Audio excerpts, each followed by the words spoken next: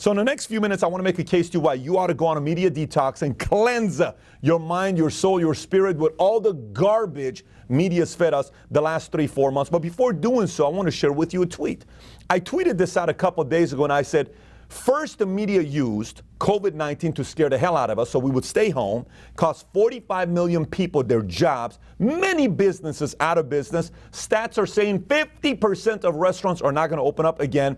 Trillions of dollars of stimulus costing taxpayers money, so we got scared. They used COVID-19. Then as COVID-19 started slowing down cases, the next thing they did is they used a tragic event to divide America. And everybody were like debating, oh, you can't say this, or you can't say that, oh, Black lives, you can, all lives matter, you can't say something like that. Boom, everybody clashes, and they're happy because they're getting more eyeballs. So phase number one was use COVID-19 for us to stay home. Phase number two is use a tragic event to divide America. What's phase number three? Use this tragic event and go support your cause and protest. Protest. You ought to go do it. And people went out there protesting. What happened to social distancing?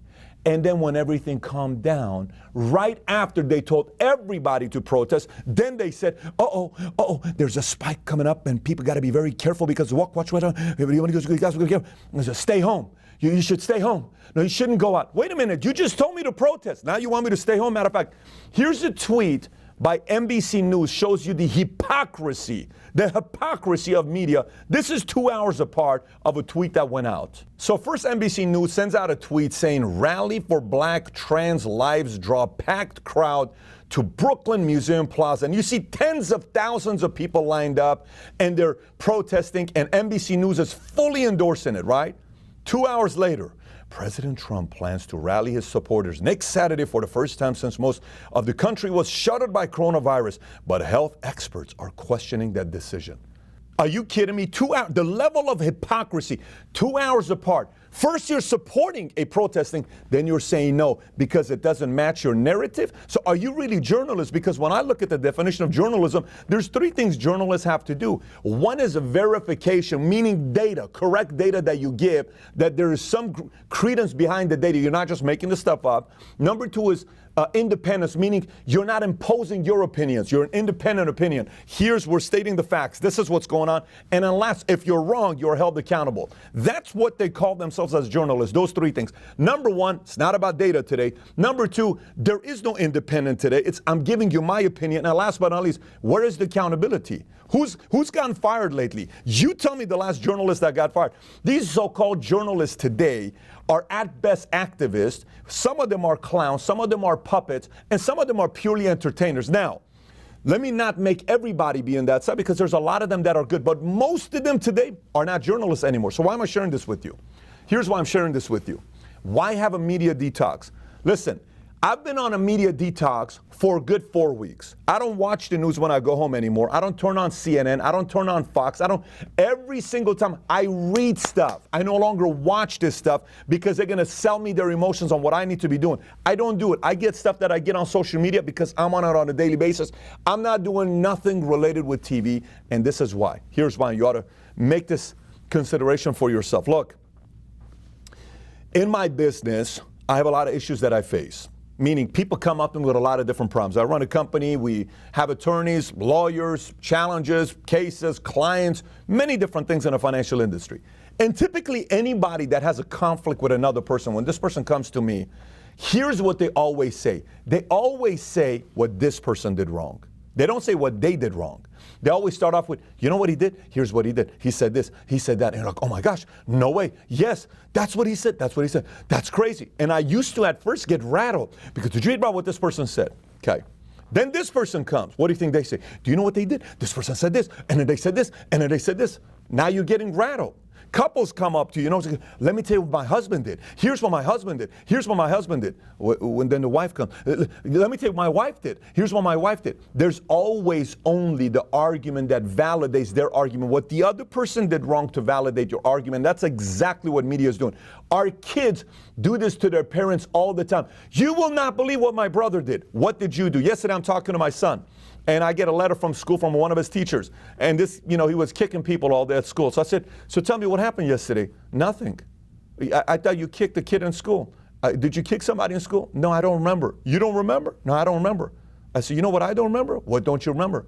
I said, I don't remember that I bought you a Lego to give you. You know you remembered you bought the Lego yesterday. I said, you went to school yesterday. What do you mean you don't remember why you kicked this kid? I said, if you forgot why you kicked the kid, I forgot why I bought the Lego for you. Then he says, I just remembered. I said, what did you just remember? And then he tells me the story. The media has turned into my 6-year-old son. That's what they're doing. They're only giving you the story that makes their argument stronger, not the whole thing. They will literally, if the video plays for a minute 20 seconds, tells the whole story, they will only play 37 seconds, but it's the 37 seconds that validates that argument. It's not journalism. That's called entertainment.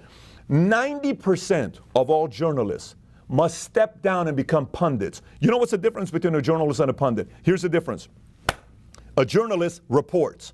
They verify, okay? They're independent. Here's the data on both sides. You make the decision for yourself, and they're held accountable if they screwed up. Yesterday, reporting we did was wrong. And if somebody screws up too much, they get fired. When's the last time somebody got fired? The only reason journalists are getting fired is because of sexual harassment, not because of what they did wrong. You don't see a lot of journalists getting fired at MSNBC, CNN, or Fox. When's the last time somebody got fired? I don't see it. Why? There is zero accountability. Now, I also don't have a problem with a lot of these journalists saying, you know, honestly, I am not a journalist. I'm a pundit. I will come on the other end and work for CNN, Fox, and MSNBC, and I just want to give you my opinion on what's going on with the current situation. But I'm no longer a journalist because, quite frankly, I can't do it anymore. Now I'll respect the media. But as of today, journalists are not journalists. They're entertainers, activists, puppets, and clowns at its best, 90% of them. There's some of them that are doing a good job, and they are dividing America in ways that words cannot describe. My suggestion to you, go on a media detox. Maybe don't do it for a month. Try for a week. For 1 week, tell yourself, I'm not watching any news. I will read only. But for 1 month, I'm not watching any news. And if you're in for this challenge to go on a media detox, go on Twitter, tweet at me, use the hashtag media detox, or go on Instagram and don't even use my handle. Just put, I'm going on a media detox, and challenge your friends and peers to go on it with you. And watch what happens to your spirit, how it cleanses all the agitation, the frustration that you're experiencing. Because quite frankly, somebody called me in Hollywood who's a good name. He doesn't have all the money yet in Hollywood, but he told me, says, I am afraid to share my real opinions because I'm going to get crushed. I said, go make your money first. Make your money. Many of you are watching this right now, getting caught up in all these issues that are going on in the marketplace, and your bank account's only $73,000. Your bank account's only $22,000. Go make your money so then you can say whatever you want to say. And don't let these media people distract the hell out of you where your dreams don't become a reality. And all their dreams are becoming a reality. They go to fancy restaurants. They go to fancy parties. They go all these other places. They go take their 1 month vacation around the world. How about you? How about it happening to you?